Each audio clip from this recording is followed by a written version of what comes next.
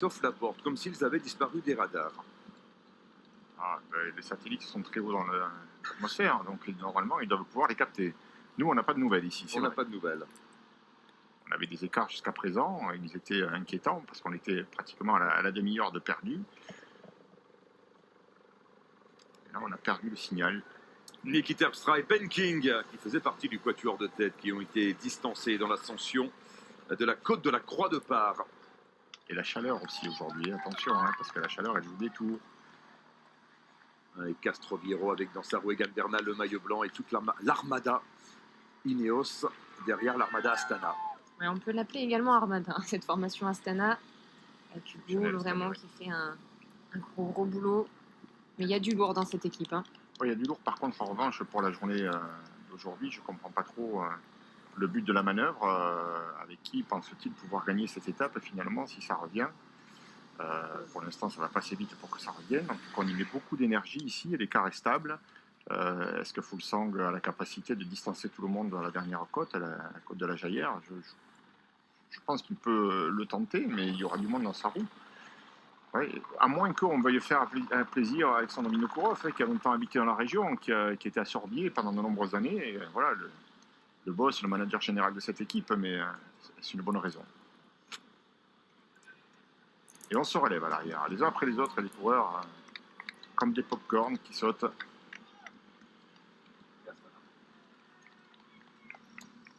Alessandro De Marchi, Thomas Degen, pour l'instant l'écart n'évolue pas ou très peu. Toujours 3 minutes 50 d'avance par rapport au peloton emmené par l'équipe Astana. Alors on se pose la question, pourquoi l'équipe kazakh est-elle en train de mener la chasse? Thomas, je crois que vous avez un élément de réponse peut-être.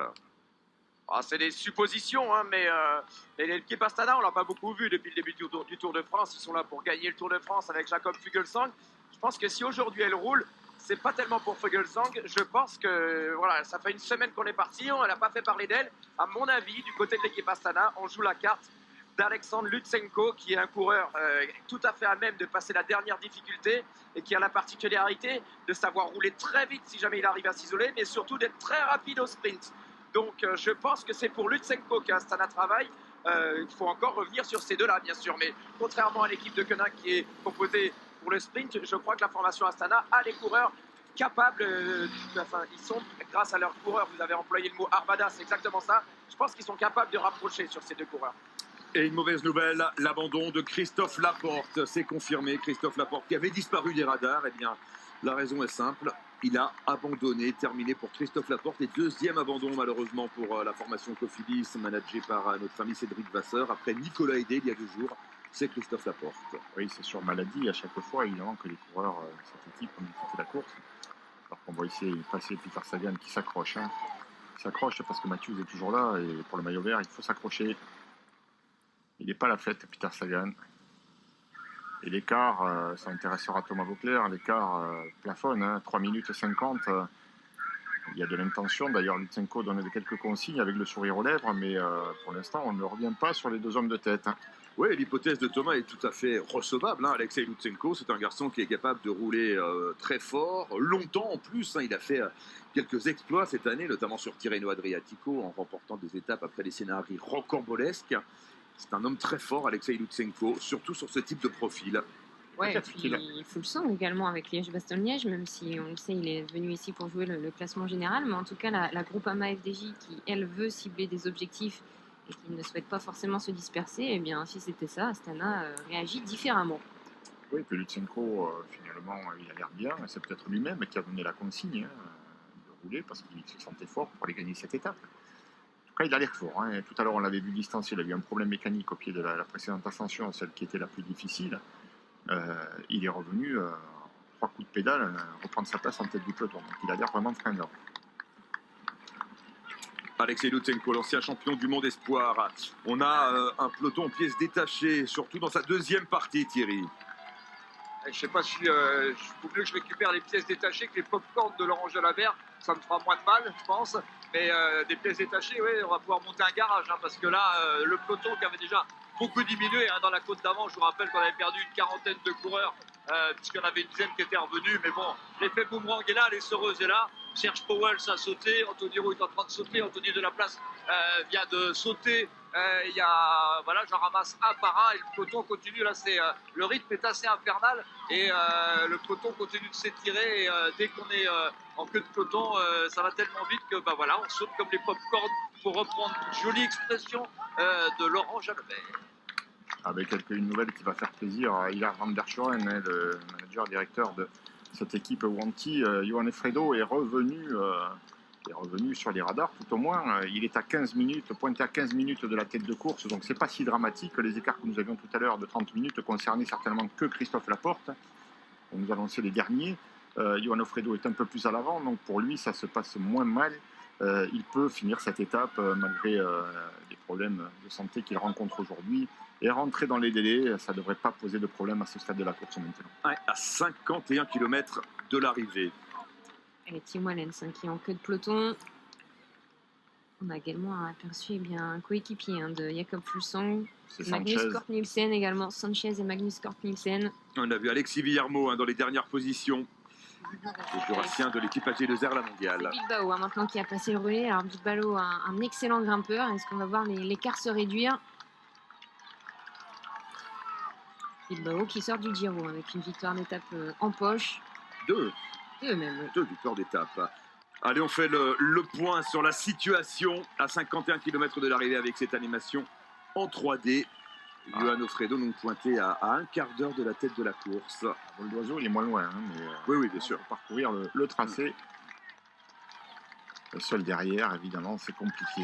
Il est tout au fond, Johan Fredo, voilà, matérialisé par le petit point rouge, alors que la tête de la course est au sommet de la côte d'Avez avec le duo Alessandro De Marchi, Thomas de Ghent.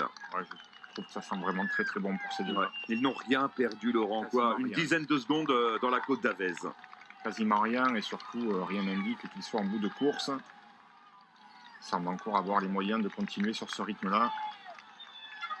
C'est à mieux parce que pour parvenir à l'arrivée et se disputer la victoire, il va falloir au moins tenir le coup comme ça sur ce tempo sur les 15 prochains kilomètres et qui sont encore difficiles. Surtout que le final sera un peu plus favorable. Si le peloton n'entrevoit plus le retour, peut-être qu'il va également lâcher un petit peu de l'est. On rappelle qu'ils sont tous les deux très loin en classement général, à pratiquement 30 minutes.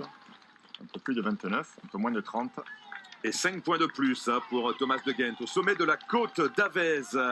Thierry, comment va Peter Sagan?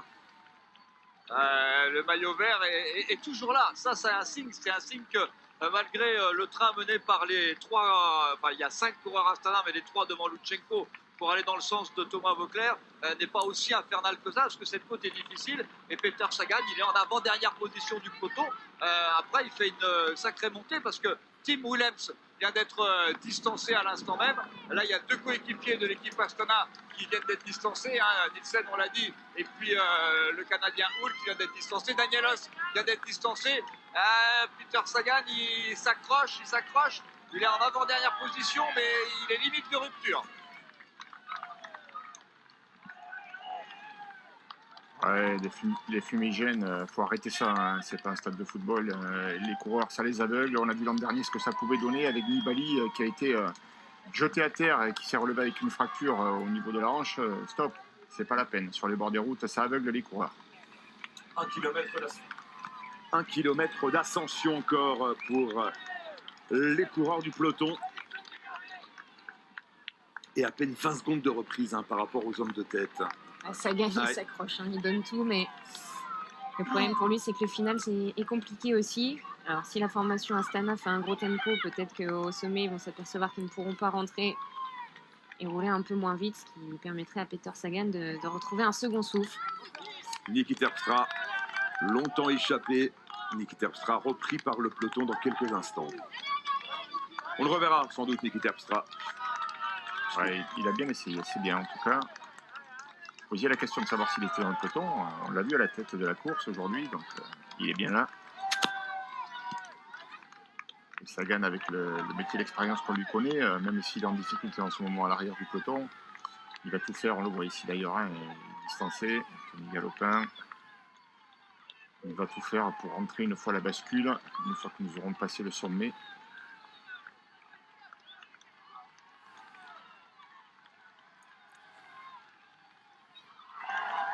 Bilbao, il fait pas semblant. Par contre, lui, Il a pris le relais de Hugo Hull, en excellent grimpeur qu'il est. Il est déjà en train de rattraper pas mal de personnes. Et Ben King va être pris aussi dans quelques instants, juste après le sommet de la côte d'Avez par le peloton emmené par l'équipe Astana. Alors le bras de fer est lancé, n'est-il pas déjà trop tard pour l'équipe Astana? Eh bien, même si on ne rattrape pas les deux hommes de tête, il y aura quand même des bonifications à aller chercher. Pour la 3e place, on est encore loin là, on se projette un peu trop, mais en tout cas pour l'instant, eh bien voilà, il n'y a que 2 hommes en tête. Et si on reste dans cette situation, il y aura eh bien 2 secondes à aller chercher au sprint au bonus et 4 secondes à l'arrivée. Il se fait gronder là, Bilbao, parce qu'il a pris le relais de la mort. Il a mis un gros coup de gaz et débrouillez-vous les copains maintenant. Moi je retourne au fond de la classe, ça c'est pas bien. Et en tout cas c'est pas du tout apprécié par Omar Fraile. Donc, qui a pris le relais d'ailleurs, mais qui ne va pas durer longtemps, je pense. Si chacun fait ça, quand tu roules si fort pour essayer de revenir sur les échappées, il faut penser aux copains qui suivent aussi, à la tartine que tu leur laisses si tu t'écartes. Il n'y a plus de coureurs intercalés entre le duo tête et le peloton. Peter Sagan qui passe à son tour au sommet de la côte d'Avez et qui devrait pouvoir rentrer dans la descente. Ouais, il y a une petite descente d'Arquoise qui devrait lui permettre de faire le retour. Et il n'a plus d'équipier pour l'attendre, Peter Sagan. Il doit se débrouiller tout seul. Allez, Peter Sagan qui va faire son retour. On marque une petite pause, on revient très vite.